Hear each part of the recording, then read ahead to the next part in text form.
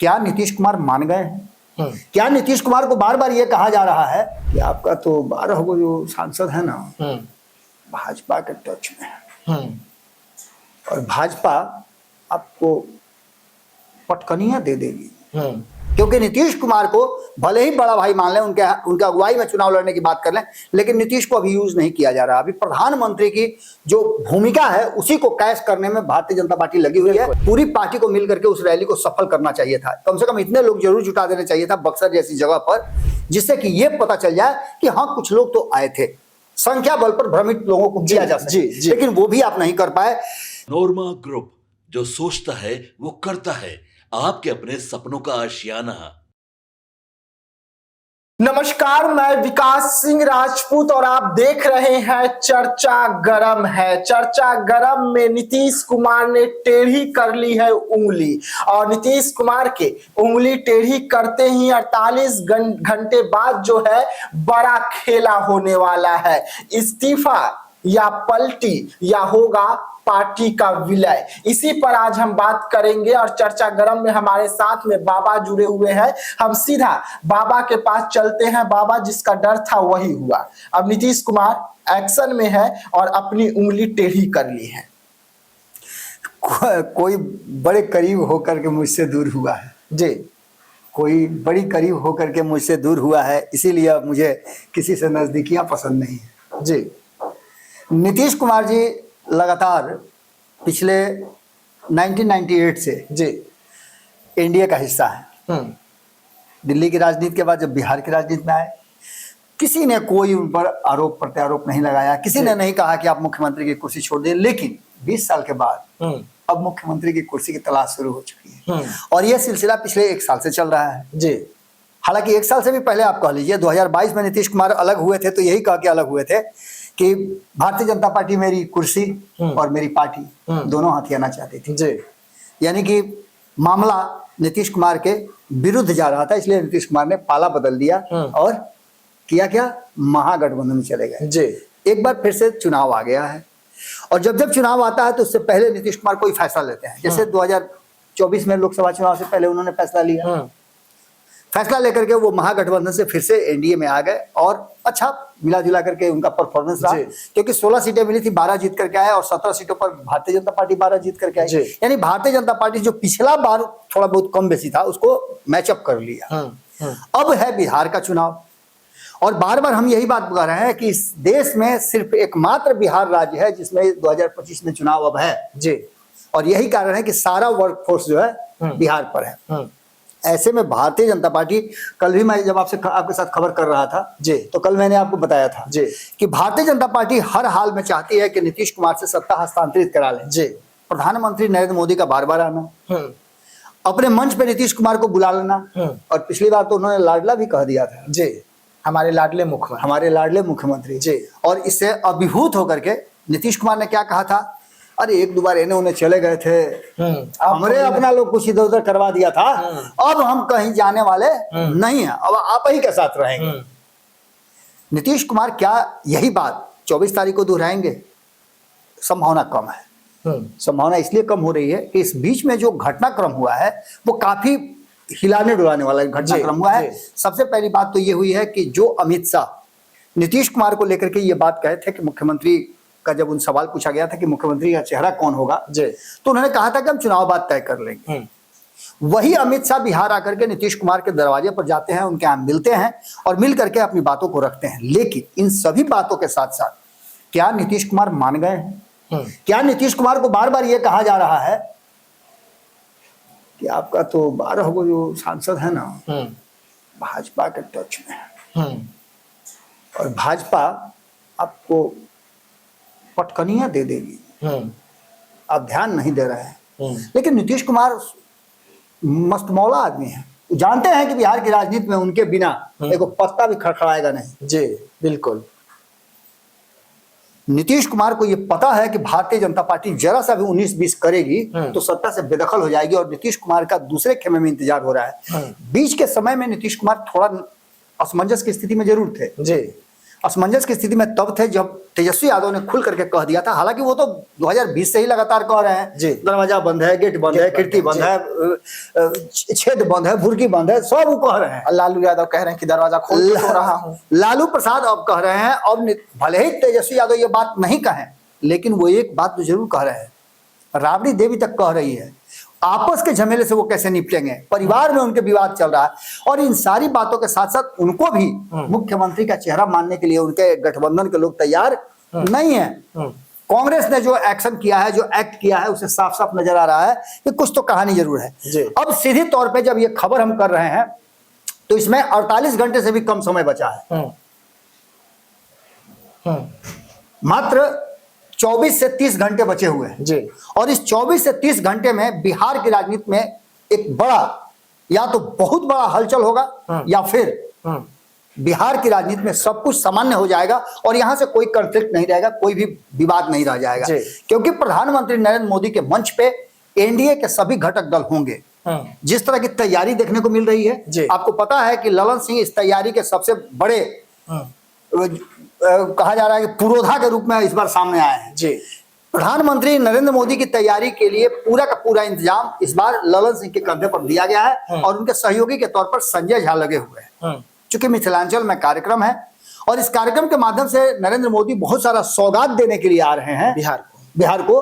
इसको लेकर के भी नीतीश कुमार, आपको याद होगा कि ललन सिंह जब बार बार वहां कार्यक्रम करके वहां के लोगों को बता करके कि भाई भारी भीड़ होना चाहिए क्योंकि किरकिरी हो चुकी है, तो इस बात को जांचने परखने के लिए नीतीश कुमार भी गए थे। नीतीश कुमार की बात करेंगे, लेकिन इससे पहले हम आपको 2 रैलियों की बात कर दें।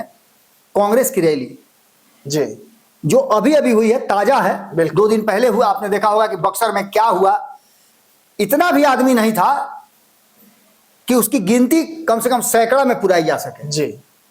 बार बार मंच से अनाउंसमेंट करना पड़ रहा था कि जो भी है भाई आके बैठिए ना, सारी कुर्सियां खाली थी। और यही आज से करीब 15 दिन पहले एक और ऐसी रैली हुई थी 11 तारीख को।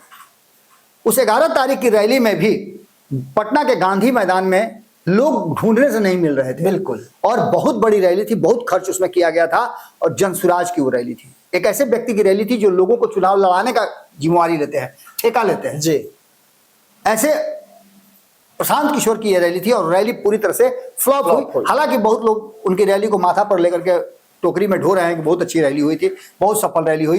तो जब उनकी सफल हुई तो आईपी गुप्ता की रैली को असफल मानिएगा? जी, यही ना कीजिएगा। बिल्कुल। जब कुर्सियां खाली हो तो रैली सफल है और कुर्सियां भरी हुई हो तो रैली असफल है। और आईपी गुप्ता ने जो प्रशांत किशोर के कुर्सियों को भरा, प्रशांत किशोर के जाने के बाद एक दिन शायद इसके वजह से उन लोगों को लग रहा है कि अरे आखिरी दिन तो कुर्सी उठने से पहले भर गया था ना, तो सफल है।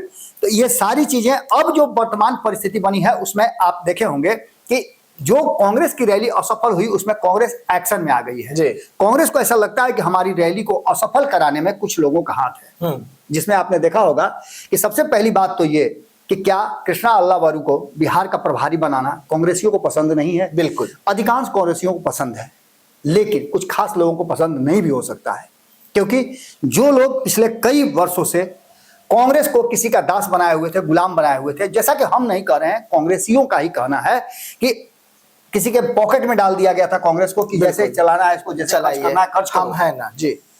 तो वैसी स्थिति में उन लोगों को या वैसे लोगों को तकलीफ हो सकती है। अब इन सारी परिस्थितियों को यदि आप गंभीरता से देखें तो वहां के जो जिलाध्यक्ष हैं उनको निलंबित किया गया था, जिनसे आपने बातचीत किया था। और बातचीत के आधार पर उन्होंने क्या कहा था, जरा सा वो भी बता दीजिए। देखिए, बातचीत के आधार पर उन्होंने कहा कि मुझे तो बस 20 घंटे पहले बताया गया, 20 घंटे भी नहीं, उससे भी कम समय बाकी था कि मल्लिकार्जुन खड़गे का कार्यक्रम रखा गया है। और उनकी स्थिति ये थी कि उनको पहले से जब हमने कहा तो क्या आपको बलि का बकरा बनाया गया, तो कहे कि मैं क्या कर सकता हूँ इसमें, इस पे मैं कुछ नहीं बोल सकता, मैं कांग्रेस का हूँ, कांग्रेस का ही रहूंगा। यानी कि एक मरते मरते वो फिर भी कह रहे कि मैं कांग्रेस का हूँ। उसके बाद एक्शन उन पर लिया गया, उन्हें हटा दिया गया। इसको लेकर उन्होंने कहा कि जो पार्टी तैयारी पहले से कर रहे थे पटना वाले सब, उन पर एक्शन नहीं लिया गया, मुझ पर एक्शन ले लिया गया। मैं तो जिला अध्यक्ष हूँ, मेरे को तो आप बिल्कुल आप सही कह रहे हैं। पूरी टीम लगी हुई थी और किसी पार्टी का जब राष्ट्रीय अध्यक्ष किसी कार्यक्रम में पहुंचे तो पूरी पार्टी की प्रतिष्ठा वहां दांव पे होती है। चाहे वो आप किसी को डम्मी ही बना दीजिए, लेकिन वो पार्टी का अध्यक्ष तो है ना। बिल्कुल। ऐसी स्थिति में पूरी पार्टी को मिल करके उस रैली को सफल करना चाहिए था। कम से कम इतने लोग जरूर जुटा देने चाहिए था बक्सर जैसी जगह पर, जिससे कि ये पता चल जाए कि हाँ कुछ लोग तो आए थे, संख्या बल पर भ्रमित लोगों को किया जा सके। लेकिन वो भी आप नहीं कर पाए। इन सारी बातों को लेकर के अब यही जो 2 रैलियां हैं असफल रैलियां, और इससे पहले आपने देखा होगा कि अमित शाह की रैली में भी भीड़ कम जुटी थी, उसको लेकर के भी काफी चिंताएं हैं।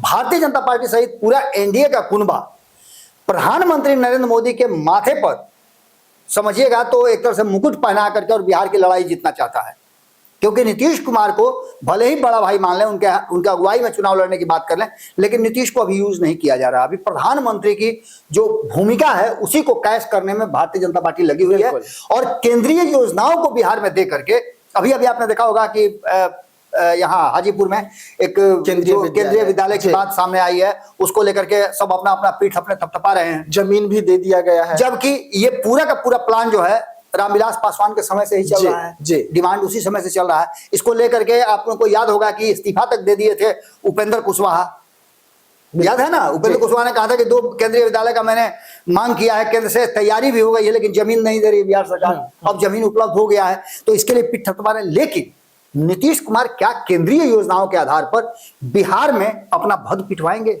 ये भी संभव नहीं है। यही कारण है कि जो गए थे मिलने के लिए ललन सिंह से नीतीश कुमार, वो इसीलिए गए थे कि रैली का क्या हो रहा है, कितनी तैयारी हो रही है, किस तरह की तैयारी है, और ये जांचना परखना भी चाहते थे। उनके पास एक तराजू है, पॉलिटिकल तराजू, जिस तराजू पर एक पलड़े पर बैठाते हैं अपने लोगों को और बैठा करके वजन कर लेते हैं वो, और उसके बाद जरूरत महसूस हुई तो यहाँ से यहाँ कर देते हैं, यहाँ से यहाँ कर देते हैं। ललन सिंह को भी आपने देखा होगा कि 2022 के से पहले जब उनको वापस आना था इधर एनडीए में, तो उन्होंने क्या किया था, कुर्सी से उतार दिया था जी। अब जो वर्तमान परिस्थिति बनी है उसमें इस्तीफा होगा या फिर पलटी मारेंगे या फिर विलय होगा, क्योंकि इसकी चर्चा लगातार चल रही है।